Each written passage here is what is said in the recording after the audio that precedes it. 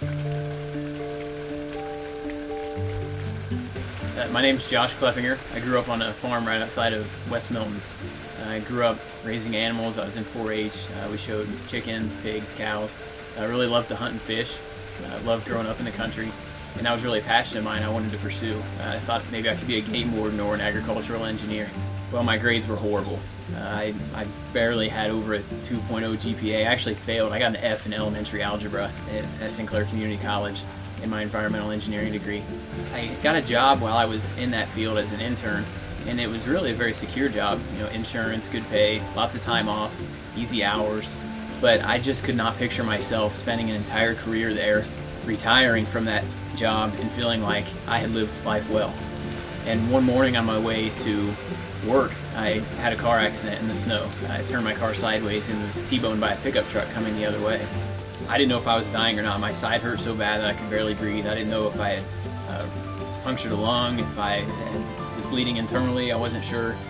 And I stepped out of my car and couldn't walk and thought about that I could possibly be dying at 20. Life is short and I need to be purposeful with what I'm doing. I had grown up in church, but I never took that extra step out in faith to really experience Jesus Christ. And as I lay there in that ditch, I had time to think about all these things. I really latched onto the firefighters and paramedics that took care of me during the accident out on that scene, on that snowy road. They were all very passionate and purposeful in what they were doing. And the biggest thing was they just made a huge difference for me on what up until that point was one of the worst days of my life. So wanting to be more purposeful and more passionate about life, I started to reach out and look at the people around me. I'd done terrible in school before, but I thought, well, maybe the firefighting and the EMS was something that I would be capable of.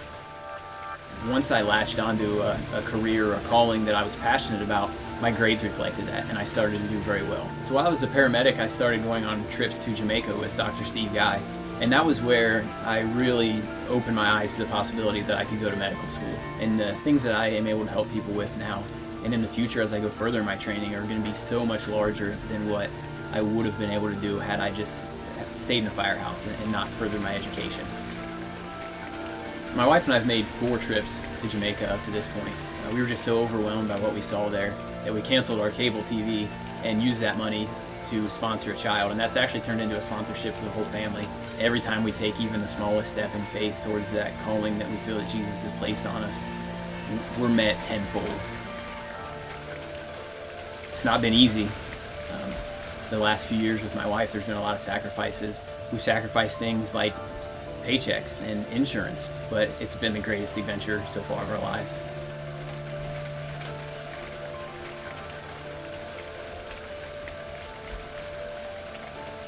I know that 25 or 30 years lived for Christ beats 80 years of just hiding out in your house and dying shriveled up in your bed one day with a lot of regrets. And my daughter, even though she's only 6 weeks old, the next 2 years of rotations are going to be hard. I'm going to miss a lot with her. Anytime I'm holding her and I have quiet time, and I'm just looking at her and thinking about the miracle that she is. I don't pray for her protection. I don't pray for God to make her life easy. I pray that she has an eye and a mind and a heart for the downtrodden, the overlooked, and the marginalized.